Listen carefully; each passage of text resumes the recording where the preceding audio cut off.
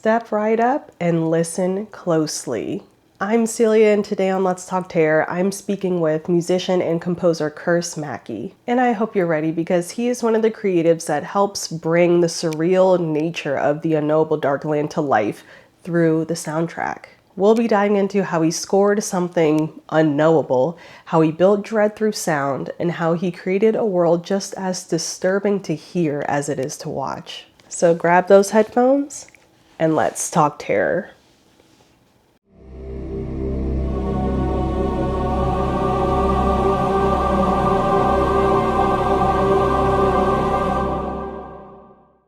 Hello, hello, Curse Mackey. That is a awesome fucking name. My God. I'm sure that's not your real name, but maybe I'm wrong. Well, it's what my friends call me. But Hey, if I'm that's in good trouble, enough. yeah, if I'm in trouble, my mom might call me Christopher. Christopher? Nah, you look like a curse. Not a Yeah, Christopher. You look like a curse. yeah, In a good way. that's right. It's a blessing in disguise, if you will. That it is. So, for those Oh, who aren't familiar with you or your work, could you introduce yourself? Tell us who you are, what you do, and what role you played in the Unknowable Darkland.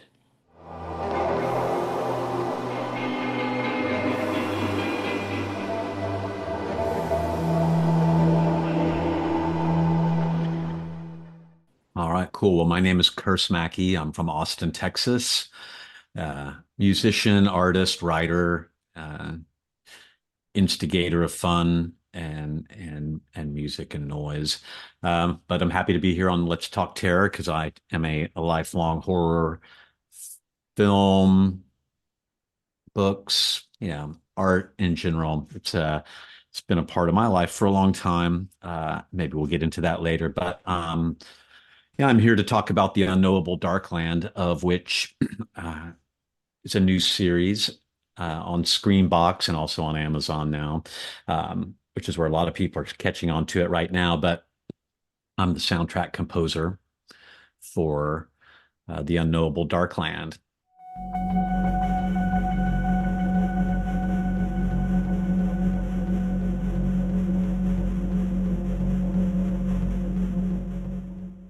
I found out about the Unknowable Darkland early on this year. I think, if I remember correctly, I want to say Screenbox posted about it. And I must have commented on their post or something saying, "Oh my God, this looks awesome."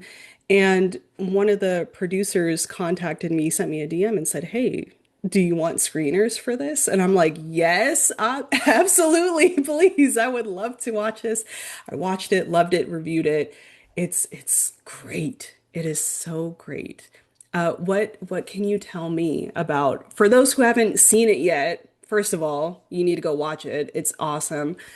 Second, what is it about? What are we dealing with here? With the Unknowable Darkland, from I'm with you, like from the visual perspective, as just pretending if I did not have anything to do with it, I found it really tickled my Twilight Zone, David Yes. Lynch meets experimental psychedelic films and abstract video, all collaged in this sort of like almost William Burroughs cut up method.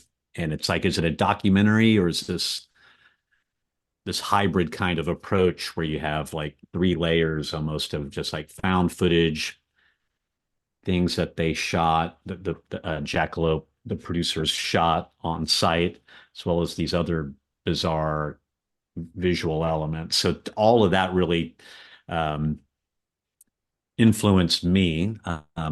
Well, as a fan, that like that all that really works for me. And then when it comes to producing a soundtrack for those visuals and that story, because of all those things I just stated, I love all that like that. So it basically allowed me to sort of introduce like I guess in musically, I think it's surrealism set to sound would be my musical approach.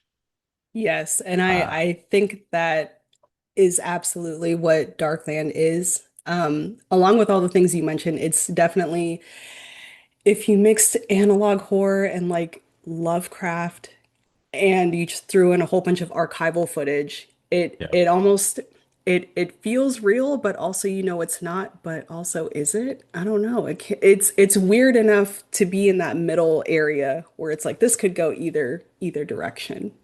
Yeah, I think that there's like almost like a Blair Witchian quality to what they did in terms of the presentation. Like this could be real, but is it? Or so to me, this and now that the eight episodes have aired, but the social media development on the Unknowable Instagram, this continued like sort of expose of all the found footage and the investigation is continuing in the Yes. story. So it's kind of like nothing's totally solved. So I like how that's continuing to go from the televised format. And then while you wait to see what's happening and people catch up, the storyline is still happening. So that's kind of clever. Yeah, it was really smart on their part because it's keeping me very invested. Not that I wouldn't be anyway, Mhm. but it's keeping up the the pace, keeping people interested. And Correct. And yes, especially while a lot of people are still getting turned on to it and learning about it because it only just came out in February. So right, it's quite, right. and now I think the distribution onto Amazon only started maybe in the latter half of March. So that is still opening things up. So that's Yes. exciting too from the production and producer standpoint to see that the growth of the audience around it. Now, speaking of the production standpoint, how did you get involved with this in the first place? How did that happen? What's the story there? How I got involved in becoming the soundtrack composer for the Unknowable was the producer Kyle Cooper had moved to Austin, Texas several years back, maybe 4 or 5 years ago at this point. And I believe he emailed me and just reached out to me and or maybe he posted and I caught it that uh, a video director that has similar interest to me had moved to Austin and maybe was like, hey, if you ever want to do something.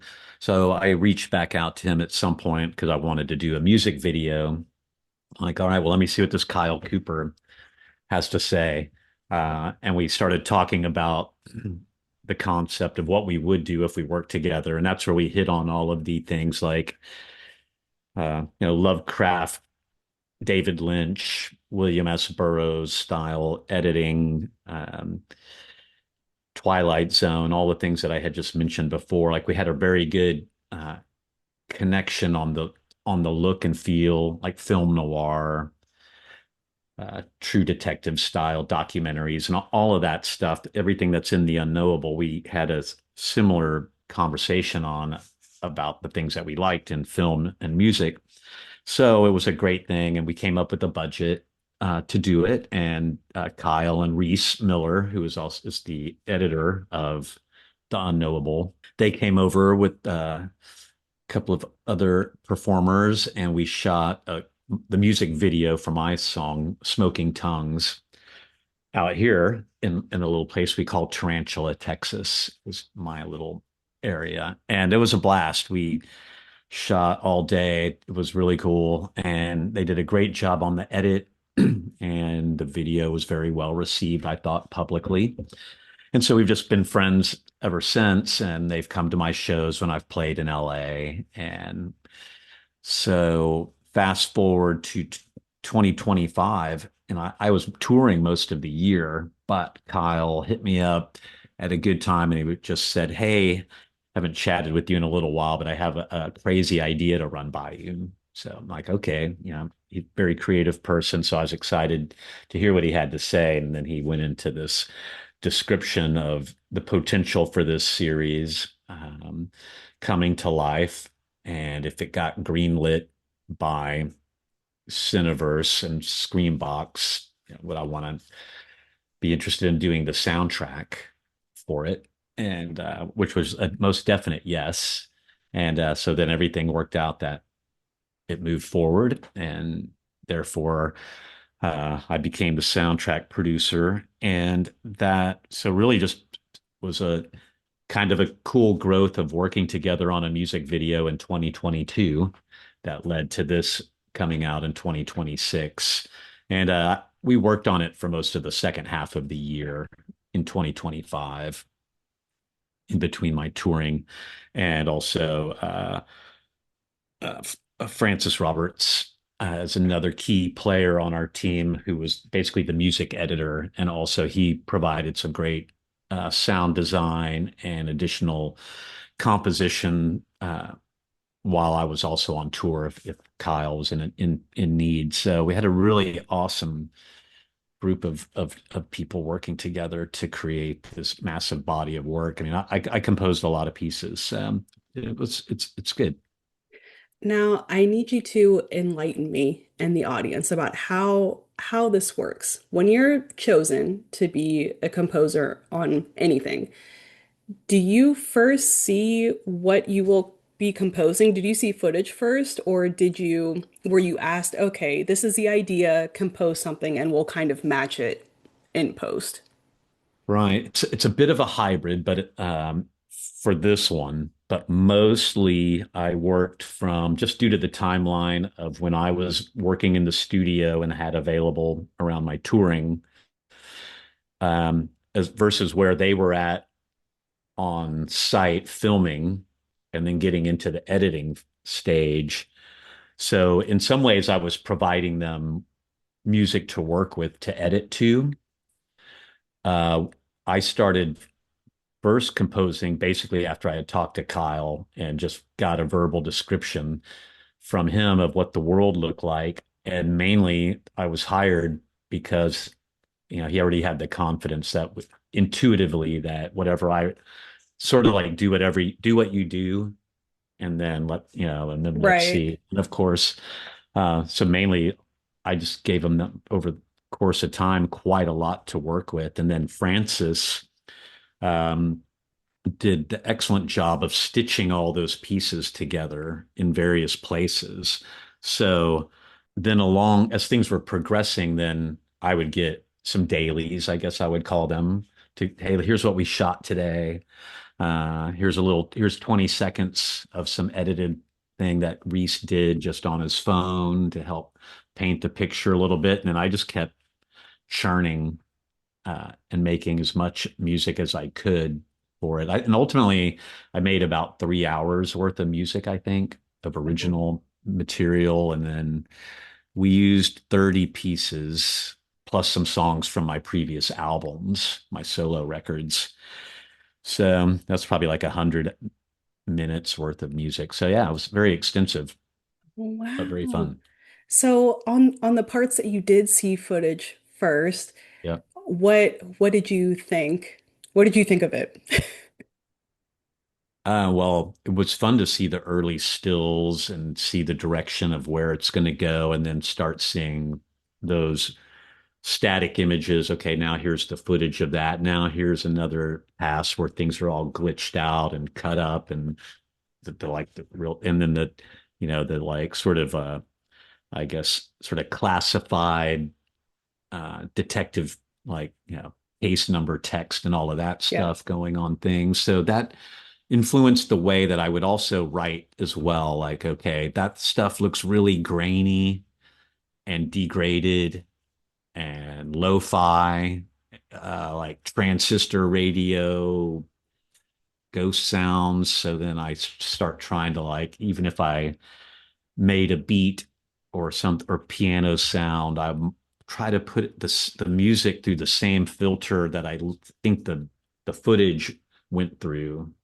like where it might have like just be a little bit more noisy or glitchy sounding and like I say, scratchy and uh, otherworldly, not quite of this earth at times, or having to exist in different dimensions of time.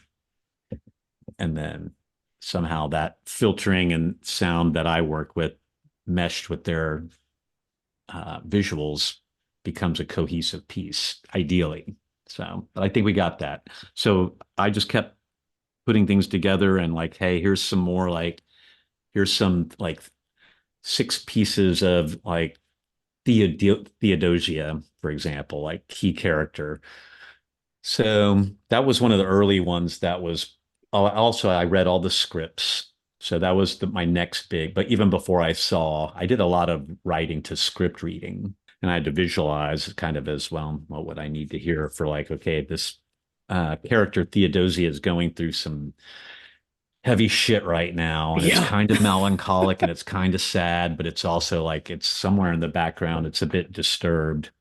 So like start plinking around to like, okay, what is that sort of maybe little three notes that I feel evoke her. And then from there, once I had that little foundation, then I would start adding more synths or evolving that particular little three note melody that is her theme, let's say, and then create different elements or versions of that almost. Like I could almost say remixing the theme to suit whatever's next. One is like just light toy piano, and then the other one is like more heavier synths and strings, but all kind of working the same musical theme. And between myself and Francis, we covered a lot of ground in creating themes like I had this whole suite like Dexter's Drift, Dexter obviously being another, for those that know, another key character. So, Yes, yes. there's like five or six variations on a theme that evoke Dexter when he's around. And that's obviously like all inspired by something like Laura Palmer's theme that David Lynch and Angelo Badalamenti did so well in Twin Peaks. That's like a nod, like, okay, I'm gonna, or, just the theme for a character. And but yeah, between Francis and I, like Theodosia, and then of course Pokey Possum, those were fun to make because that's like totally in left field and cartoon land, and I've never Yes. gotten to go to cartoon land musically.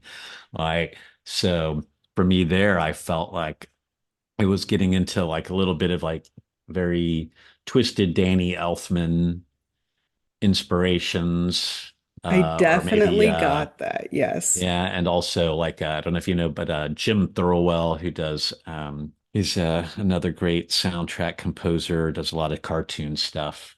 And then who else? Vladislav Francis did some good uh, thematic work there.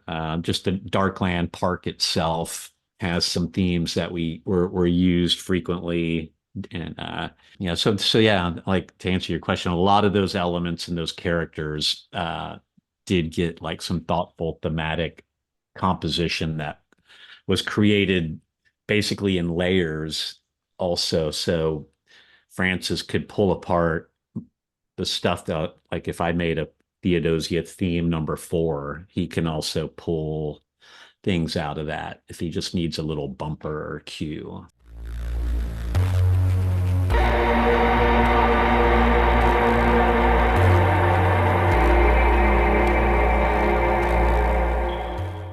So we tried to make a very interactive library for Francis, because it's fun to compose and create to the visuals, but like for him, he has to like really meticulously drop all of those audio files into the master timeline Right. of stitching all that together, and that's an art in itself. So, uh, but they did great on the editing of it all. Sounds really good and it looks cool. So It does. exciting. And you are to thank for a lot of that. I will say that the Pokey Possum theme is my favorite out of all of them.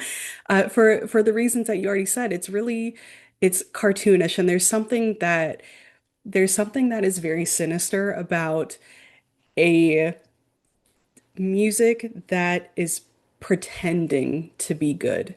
It's pretending. It's not really. There's something lingering in there that is not quite right. Right. That there's an evilness to it. Now, Dexter's theme definitely sounds evil. That's easy. Theodosia to me almost sounded a little sad, Yeah. a little bit. But yeah, man, but the Pokey Possum theme, that toy piano, it gets me every time. Yeah. It was like kind of like a little bit demented. Yes, yes, and it fits him well. Now, you mentioned that all of these characters and all these different musical layers. They have some themes going on. But my question is, how do you even begin to compose something that is unknowable, Mhm. unspeakable? There, we don't have these things, or at least I don't think we do. We don't have these things that exist here on Earth. So it may be hard to imagine like a great eldritch terror like Erindue. Where do you even start with that? Yeah, I think sometimes like you have to um like even like with Theodosia, it's kind of like exploring a little theme. So and I think with each of them, you almost it's kind of how I write my own music. You just have to kind of start. If you've got some source material to work with, then that's cool. And then you just feel your way through ultimately. And that can, depending on what it is, there's going to be a specific tempo that might be, okay, well, this scene's, this is manic, this is crazy. So this is dark, this is really heavy. Like this guy has got, you know, fire in his eyes. So, oh, what does that sound like? And then it's a matter of getting just using the instruments at hand to try to create that and then get a little bit of feedback like, hey Kyle, how's like I was kind of nervous, like, okay, is this like this pokey possum stuff? Like, okay, like to me, I think it's pretty bizarre and fun.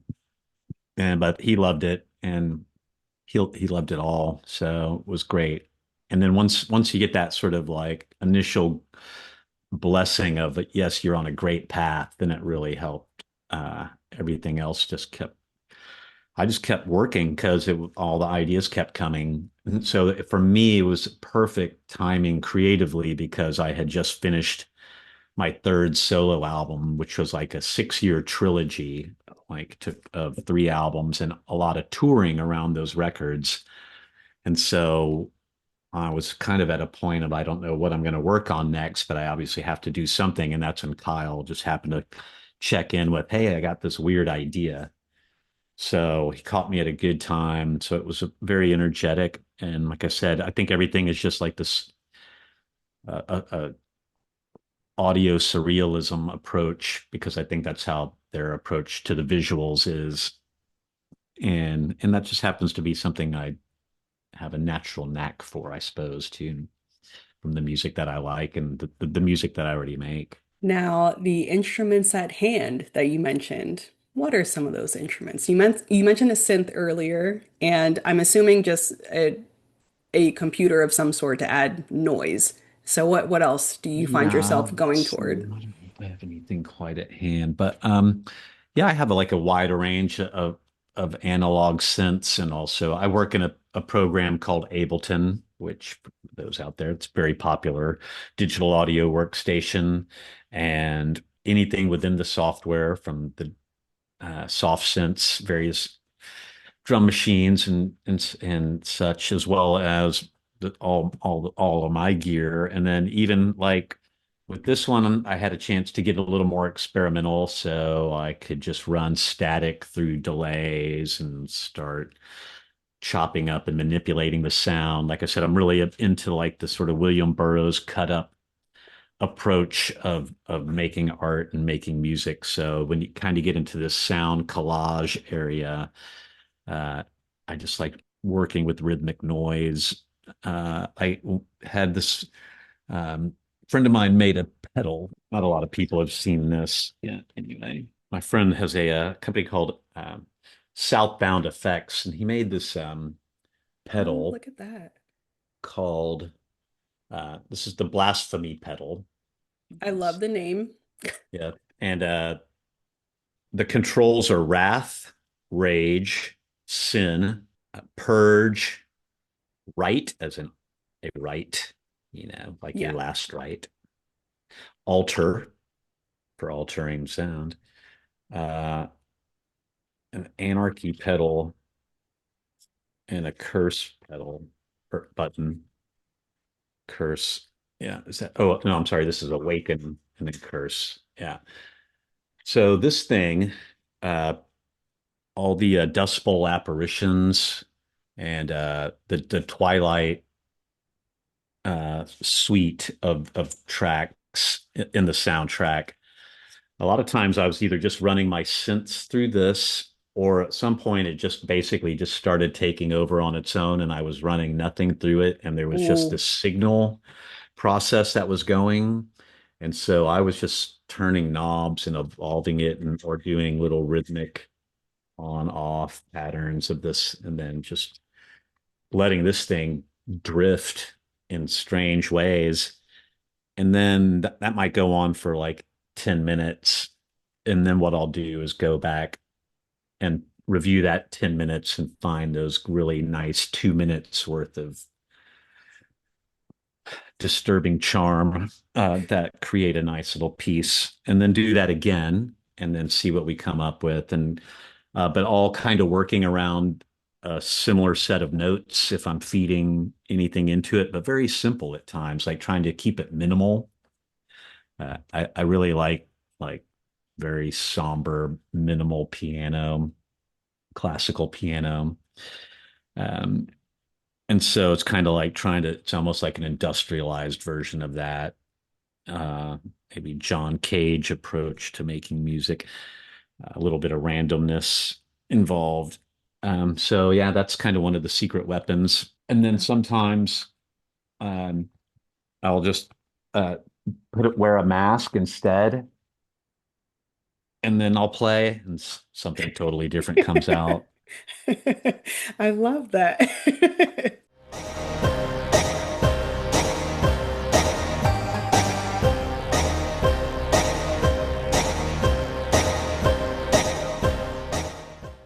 Music and horror. They are very, very connected. Music is very important to kind of setting the tone, but also letting the viewers be able to experience a certain feeling. For people who don't know anything about music, I think the one thing that they do know is that usually major keys are happy, minor keys are sad or bad. Yep. You have your ups and your downs. How did you go about, while you were composing for Darkland, how did you go about, because you have certain themes for certain characters, what about certain moods that come and go throughout the series? I find sadly that I'm almost always in a minor key. There's nothing wrong with that. It's the best Yeah, I key. guess it's not sadly. It's just that just works for me, and I think it definitely works for um, the darker kind of content, just in general. And that's just it can't be helped. There are just Right. certain tones and combinations of notes, like you say, that create uplifting moments, or like, wow, that's fucking dark and scary. Like, and you can, or psycho Bernard Herrmann style stuff. Like it really evokes some terror, or Jaws theme. Like I don't even need to see what's on screen if I hear Right. that to go like, okay, something's about to chew my foot off, and you better Yeah. get out of the water, right? So I think that's really cool. And then I guess I don't even really think about too much like going for a particular minor or major kind of key. It's just sort of like, where does it wind up at the time that I make it? And sometimes it's probably not in any key at all. I don't know. Like some electronic music sometimes, and industrial stuff is almost like a collage of sound that just happens Yeah. to all fit together well.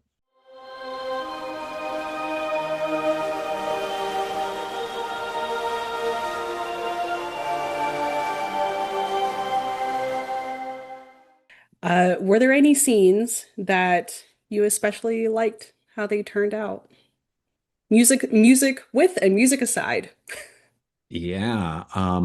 Without being able to call specific episodes, I really like where things got colorful, almost like an acid film, like Yes. an LSD trip. Like maybe that was starting to get like into around episode 6 or so. Yes. Like it totally went off onto this, like, as I would say, like psychedelic trip of a film. And that was really cool. Some of the ritual footage, especially with disco cult my song playing. That was all pretty cool. That's about as specific as I can get on that right now. But I do I I really do actually need to go back and watch it again because we binged on it and then we bounced around some more, but a lot has happened in the last few weeks. So I know. Same, honestly, it's like I would love to get back to it, but I have so many other like things that I need to watch. yeah, But it's okay in the meantime because Jackalope Studios has been, like we mentioned earlier, just putting out reel after reel. So it's like yep, keeping me fed until I can right, invest right, yeah, invest more time for a second go around. Man, and I can't wait to experience that again because it was a wild ride. I wrote in my review that it's all fun and games, like this whole mystery, and it's like, ooh, it's spooky, what's gonna happen? And the ritual happens, and we're like, oh, okay, this is actually serious. There's a yeah, mass murder, suicides, and it's like, oh, okay, now we're really getting somewhere else. And yeah, by the end, it's agreed. it's just something totally not out of left field, but it's completely out of this world again. So, Yeah, agreed. That was probably, I think, one of the big transitional moments that elevated it, and like you said, and it was one of a powerful scene that helped set the show apart from others as well.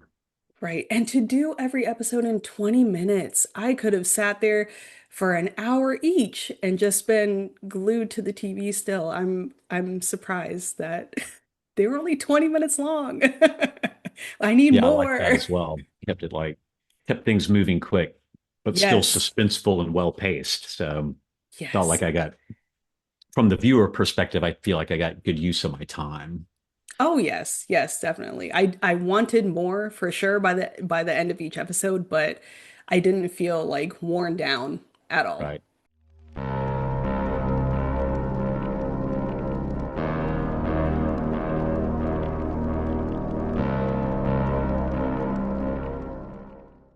Okay, beyond Darkland. We don't have to talk about Darkland anymore. We're going to talk about you because I want to All hear more right. about other stuff that you're doing. So, well, let me tie it back to Darkland really, really quick, and then we'll get into more about you. Looking Yep. at your broader scope of work, how does Darkland, the series, fit into everything else in your creative world?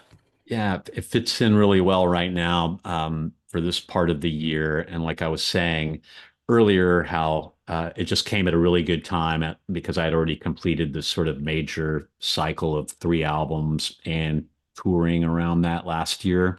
So by creating the soundtrack for the Unknowable, that's going to become my next album release. So that's what I'm starting to put together now is the original soundtrack to the Unknowable Darkland Love that'll it. available later in the year. Like definitely, put basically starting to get into the early stages of putting the vinyl design together, seeing what tracks will fit where, and kind of creating that. So that's fun. Figure out what that'll all look like. And So is it actually going to be on vinyl? yeah, I'll definitely do vinyl. Oh, that's cool. I Yeah, love that.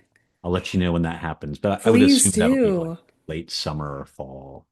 Hey, I'm But ready when it's ready. yes. Okay, cool. That's great. So that's my next real big musical release project, and I have touring that starts. I wrote a book recently, and this is it.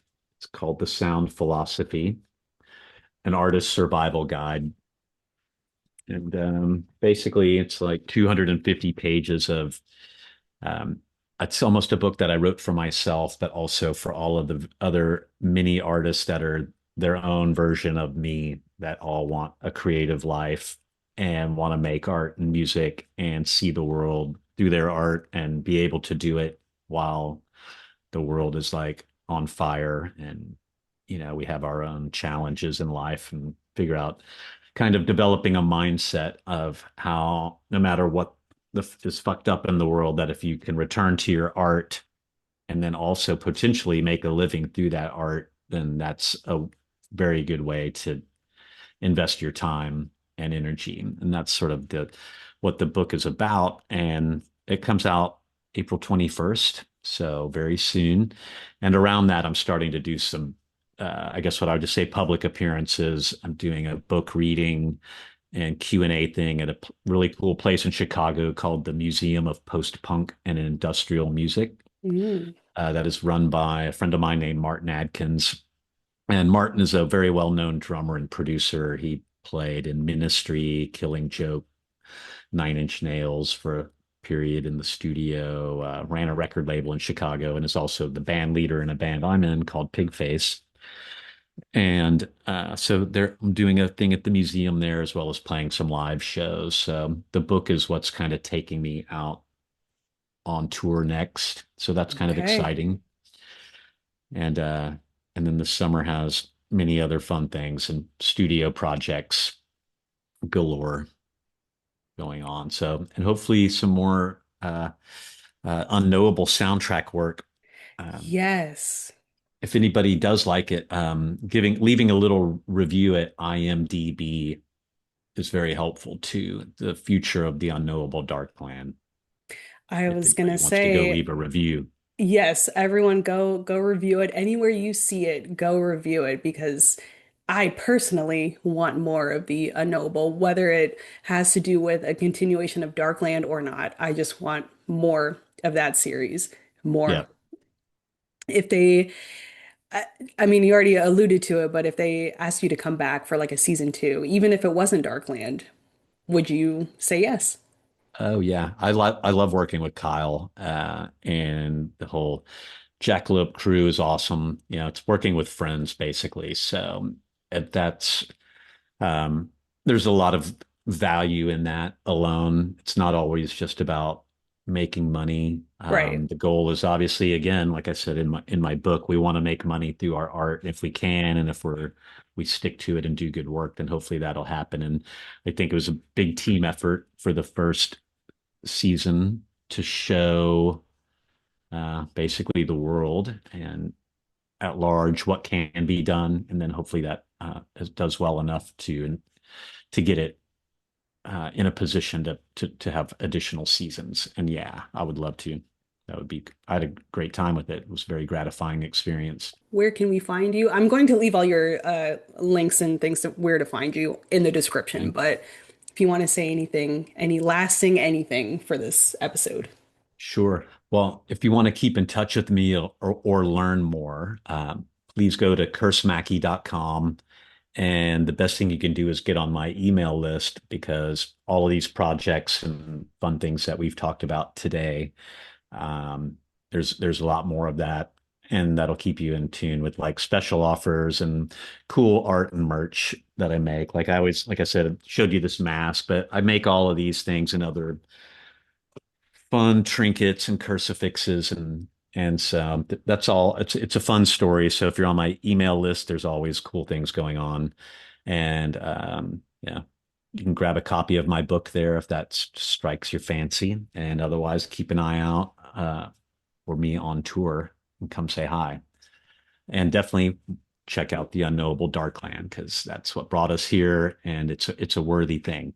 A huge thank you to Curse Mackey for coming to talk to me about how he did the soundtrack to one of my favorite series of 2026. If you haven't experienced the Unknowable Darkland yet, I highly, highly recommend it. I reviewed it. Check it out on letstalkterror.com. It's also streaming now on Screambox and Amazon. And of course, go support Curse Mackey. His book comes out today, so go ahead and go buy that. And also go listen to his music. And until next time, stay spooky, keep talking terror, and keep listening to it too.